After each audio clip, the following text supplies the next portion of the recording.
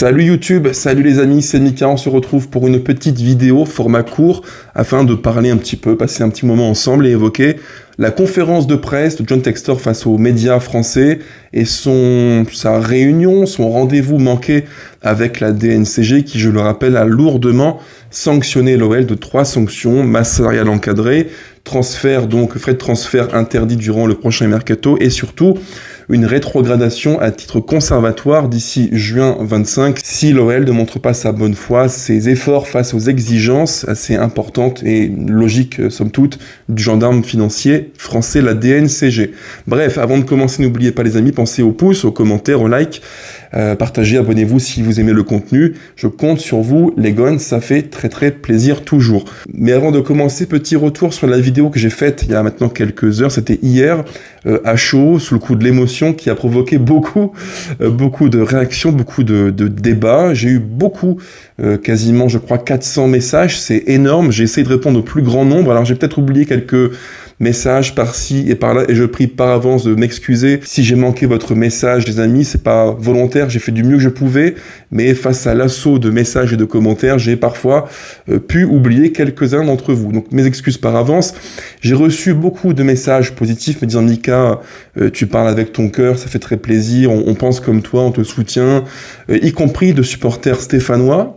Ça m'a fait très plaisir, marseillais et parisiens. Donc franchement, beaucoup de positifs sur cette vidéo-là. Je pensais pas qu'elle déclencherait autant de réactions. Tant mieux, c'est bien. Même si sur les 400 messages, j'en ai peut-être eu 3 ou 4 moins positifs. Et je voulais en faire une petite parenthèse rapide parce que quand je fais un contenu comme celui-ci, je le fais pour tout le monde et pas que pour quelques-uns. Et j'ai envie, c'est un peu mon côté... certains diraient perfectionniste, d'autres diraient peut-être un peu trop dans l'empathie. J'ai envie que tout le monde s'y retrouve, et pas qu'une partie des abonnés. Donc je voulais faire un petit retour rapide sur la vidéo, donc Textor out. Alors peut-être que sous le coup de l'émotion, j'étais un peu trop dans l'affect, c'est possible. Si c'est le cas, bon, je peux revoir mon propos, il n'y a pas de souci à ce niveau-là, mais juste une précision. Déjà, en préambule, je tiens à vous dire que j'ai reçu de la part de journalistes avec qui je parle fréquemment, beaucoup de messages très positifs qui m'ont dit « Mika, bravo, top contenu, tu as exprimé ce que nous on ressent et qu'on ne peut pas dire ». Donc là-dessus, ça me fait quand même plaisir et ça me conforte dans l'idée qu'il fallait prendre la parole et dire, avec des mots certes remplis d'émotions, mais des mots vrais et justes, un constat que beaucoup on partage. Et malgré ça, alors ça c'est le côté positif, il y a aussi le côté négatif, peut-être qu'il y a eu une part d'excès dans mon propos, je le concède volontiers, mais je le dis, je le répète, cette chaîne a été créée pour vous livrer face caméra ce que je suis. Et évidemment, je n'ai pas que des qualités, je ne fais pas tout bien, j'ai des défauts, de vilains défauts aussi, et je tente le plus souvent possible d'être le plus mesuré dans ce que je dis, d'être le plus juste, parce que j'aime beaucoup la justice, l'esprit d'équité, mais parfois, c'est vrai, quand un sujet m'exaspère, me déçoit, comme tout être humain, je ne suis pas un robot, je peux avoir des sentiments, des émotions, des expressions qui peuvent un tout petit peu sortir du cadre. Et désolé les amis, ceux qui n'arrivent pas à le comprendre, mais en tant que supporter d'un club, depuis quasiment 30 ans comme je vous l'ai dit, eh ben oui, quand mon club est menacé par des sanctions extrêmement graves et lourdes, je peux sortir du cadre et je peux être parfois un petit peu excessif, parfois un petit peu irritable, parfois un petit peu sous le coup de l'émotion. Donc mes excuses pour ça, je ne changerai pas, je suis comme ça, désolé les amis, je ferai du mieux à l'avenir, peut-être que les vidéos émotions, je les ferai un peu différemment, peut-être le lendemain, je verrai bien, j'y réfléchirai, mais en tout cas c'est moi, je suis comme ça, et je pense que ce qui rend le contenu authentique, c'est de dire ce que l'on pense avec nos mots et notre façon de nous comporter. Là-dessus, ça me paraît juste essentiel. Bref, venons-en au sujet, au cœur du débat, la conférence de presse très longue, 2h02 dans mon souvenir, de John Textor, enfin c'est la presse française, et je commence par le thème central de cette vidéo, c'est que j'ai vu quelqu'un, alors je mets de côté mes points de critique sur sa méthode, sa stratégie globale, mais j'ai vu quelqu'un d'extrêmement convaincant, parce que oui, c'est peut-être la qualité, et d'ailleurs tous ceux qui le connaissent en privé vous le diront, c'est quelqu'un qui est extrêmement convaincant. Et quand il a en tête un projet, une idée, il parvient avec beaucoup d'astuces, de malice et d'habileté à la vendre en étant extrêmement convaincant. Là-dessus, je peux pas dire grand-chose, c'est quelqu'un qui est vraiment persuasif. Il déroule un plan qui est limpide. Voilà, en fait, entre les clubs Botafogo, l'OL, Molenbeek, il y a des vases communicantes, et il explique qu'il ne faut pas être inquiet d'entendre que Ares Management pourrait être pressant suite aux difficultés que rencontre Textor avec notamment l'OL. Il dit pas d'inquiétude, ce sont mes actions, mes titres qui sont gagés sur le prêt d'Ares. Je rappelle que Ares a concédé un prêt bancaire d'un montant d'environ 400 millions d'euros à Eagle Holdings, ce qui est quand même énorme pour acquérir l'OL, mais il dit pas d'inquiétude, ce sont mes titres et celles de mes co-investisseurs, mes shareholders, qui sont donc gagés sur ce que demande, ce qu'exige Ares. Donc selon lui, pas d'inquiétude, et il déroule son plan de façon très très méthodique, mécanique, et franchement, je l'admets, on en arrive à le croire. La masse salariale du club est très élevée. Elle est actuellement de 128 millions d'euros, 128,4 pour être très précis, ce qui est un montant trop fort, je l'expliquais en vidéo, le ratio masse salariale, chiffre d'affaires comprenant le trading joueur, logiquement, un club sain, c'est environ 50%. Alors parfois un peu plus, ça peut se produire, mais jamais trop non plus. Et John Textor nous explique que face à la DNCG, il a présenté un plan de réduction de la masse salariale assez facile à comprendre. On est actuellement à 128 millions d'euros.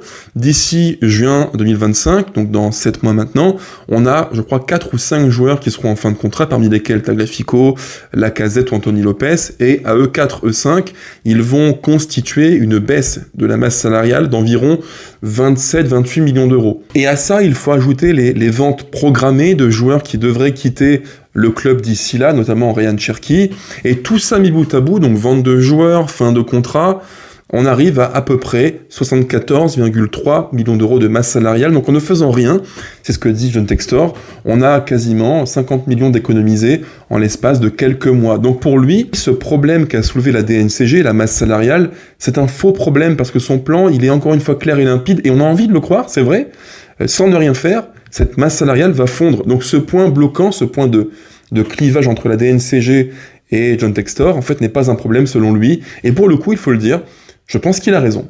On apprend aussi au passage que l'OL devra verser d'ici quelques mois un bonus exceptionnel, je vous le mets à l'écran, le screen, le moment où il en parle, de 11,6 millions d'euros. Et j'imagine que ces primes assez, même très importantes de 11,6 millions d'euros concernent des joueurs comme Lacazette ou Tolisso qui, rappelez-vous à l'époque, ont été signés par le club, donc pour 0 € gratuitement, sauf qu'ils ont pris évidemment une prime de signature assez élevée, et je pense que leurs primes de signature ont été lissées le temps du contrat, Lacazette 3 ans, Tolisso 5 ans, ce qui fait que peut-être on devra payer 11,6 millions d'euros, pour être très précis, de bonus exceptionnels aux joueurs donc concernés. Et on aboutit à un sujet qui me paraît super important et que très peu de monde a évoqué et qui pour moi est essentiel. Très souvent on entend que Ares Management a prêté à Textor et donc Eagle Holding un prêt consenti de plusieurs centaines de millions d'euros à un taux très important, quasiment asphyxiant. Moi, à l'époque, on m'avait transmis des documents sur lesquels étaient mentionnés des taux entre 16 et 17%. Alors là, Textor a évoqué un taux moyen d'environ 13%. Ça me paraît pas déconnant si on prend les fourchettes basses et les fourchettes hautes sur la dette senior du club. Et il a une façon de penser que je trouve intéressante sur le sujet. Là encore, il explique que ce taux sur le prêt, donc le taux de 13% sur l'ensemble que prête Ares à Eagle Holding, n'est pas si élevé que ça si on a en tête le mécanisme multiclubiste d'Eagle Foot.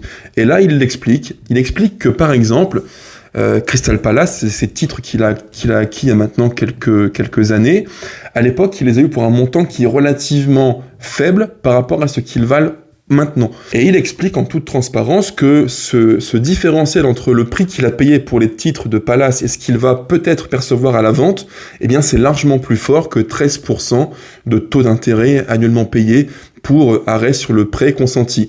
Et il continue, il déroule encore son plan, il explique que Botafogo a été acheté pour 0 €. Alors il y a un plan d'investissement d'environ 62 millions d'euros dans mon souvenir en 7 ans, donc chaque année il doit mécaniquement investir 9 millions à Botafogo, même s'il a payé 0 initialement. Mais il explique qu'entre le moment où il a acquis Botafogo en mars 2022 et aujourd'hui, donc quasiment 2 ans et demi plus tard, à l'époque, valeur du club 0 €, aujourd'hui environ 300 millions de dollars. Et là encore, on peut difficilement dire qu'il a tort quand on prend l'effectif, l'actif joueur du club brésilien, entre Henrique, Almada, Savarino, Igor Jesus, il y a de vraies valeurs actifs joueurs. Et il conclut en disant que entre 0 € et 300 millions de dollars donc de valorisation du club aujourd'hui, c'est largement plus que les 13% qu'il doit en intérêt à Ares. Et il a raison. Et son but, c'est un petit peu le fil conducteur de son raisonnement. Il explique que avec l'OL, c'est pareil. Son but avéré d'ici 4-5 ans, c'est de faire du business OL un business qui est bien plus fort que les 13% qu'il doit d'intérêt à Ares. Parce qu'il estime que dans un business model comme avec l'OL, il peut peut-être aboutir à une valorisation de l'OL de plus 30-40% d'ici 4-5 ans. Bon, on verra bien. Mais là encore, c'est toute la mécanique de Textor qui est très intéressante. Elle n'est pas en soi déconnante, elle a du sens, mais c'est beaucoup lié à de l'hypothétique, des conditions, du conditionnel. Et ça, c'est le 3e thème de la vidéo. C'est pour moi le point le plus négatif dans sa rencontre avec la DNCG. 3e point, on y vient, le duel DNCG-Textor. Pour moi, c'est un petit peu le choc des cultures. C'est un choc culturel. Parce que on sait que dans la culture américaine, il y a l'amour du risque. En économie, on qualifierait de riscophiles les agents qui aiment bien investir en prenant de vrais risques dans des structures capital risque comme les Eagle Foot par exemple. Et puis en France, nous on est plus sur une culture non pas riscophile, mais riscophobe. On a peur du risque, on n'aime pas le risque. D'ailleurs, principe constitutionnel français, c'est le principe de précaution. Et la DNCG, c'est un petit peu l'émanation du principe de précaution. Ce que n'aime pas Textor, ce que n'aimeront pas sûrement les Américains dans le principe, dans leur modèle de vie qui est bien plus riscophile que le nôtre, mais c'est comme ça en fait. Et il faut l'accepter Textor, c'est comme ça. Le modèle français, il est bureaucratique, technocratique et très très administratif. Ça, que tu le veuilles ou non, c'est comme ça. Et tu ne peux pas aller contre. Et je n'arrive pas à comprendre que, en conférence de presse, qu'en réunion DNCG, qu'il soit à ce point-là entêté en expliquant que oui, ce n'est pas normal, que la DNCG juge sur des éléments a priori et pas a posteriori. Lui, en gros, voudrait un modèle anglo-saxon dans lequel on jugerait les faits établis donc en fin de saison et pas les faits préétablis en début de saison. Mais voilà, il a beau s'indigner de ce constat-là, il ne peut pas changer la donne, c'est comme ça. Il y a une culture française qui est escalée, on peut la critiquer, moi le premier, je la critique souvent dans mon job de tous les jours, mais en l'occurrence, elle est telle qu'elle est. Et ce n'est pas à la France, ce n'est pas à la DNCG ni à la LFP de faire un pas vers lui, c'est à lui de faire un pas vers les instances françaises. Et ça, tant qu'il ne l'aura pas compris, on en paiera les conséquences. Et pour moi, c'est un petit peu l'une des morales de ce rendez-vous manqué, encore une fois, que la DNCG, c'est que John Textor ne parvient pas à se faire comprendre des instances. Son projet, il est là, il n'est pas déconnant en soi. Moi, je n'aime pas, je le dis, je le répète, je ne suis pas un fan du multiclubisme, loin de là. Je n'aime pas l'effacement des cultures clubs, pour moi, c'est très important. Et j'estime que tous les clubs du monde, Molenbeek, l'OL, Botafogo, Louan Cuiseau, tout le monde mérite un président à temps plein qui investit le club et qui ne pense qu'à un seul club, qu'une seule structure. C'est mon point de vue, on peut en débattre largement, mais c'est en tout cas le mien. Lui, il a un point de vue qui est différent. Il estime que les clubs doivent collaborer mutuellement, s'entraider, mais ça, ce n'est pas du factuel, c'est encore une fois de l'hypothétique, du conditionnel.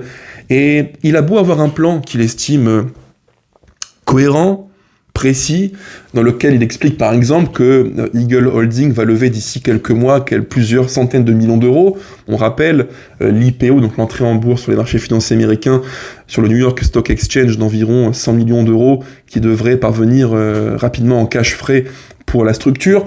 Il explique aussi que les actifs joueurs seront vendus à Botafogo, à l'OL. D'ailleurs, précision que je vous donne les amis, il a évoqué en conférence de presse, en tout cas en off, le montant, je crois, d'environ 75 millions, voire 100 millions de ventes pour Botafogo, et 55 millions pour l'OL. Ce qui veut donc dire que fourchette basse, les deux clubs vendraient des actifs joueurs pour environ 125 millions d'euros, on va dire, pour faire simple, à la louche, et fourchette haute, environ 150 millions d'euros de joueurs vendus pour les deux clubs. On verra bien, mais c'est tout son modèle, en fait, qui est ici mis en difficulté, parce que lui estime que, voilà, il y a une structure qui est multi-club, la holding, les filiales, entre elles, une forme de vasque communicante. Là-dessus, on peut l'entendre, mais ce modèle-là ne correspond pas avec ce qu'attend la DNCG. La DNCG, pour faire simple, elle a un peu ce principe. Alors, certains diront dépassé, has-been, démodé. Là encore, vous me le direz en commentaire, les amis. Ce principe consistant à dire un tien vaut mieux que deux tu l'auras. Textor, c'est l'inverse. Textor, c'est deux tu l'auras valent mieux que un tien. C'est le schéma inverse.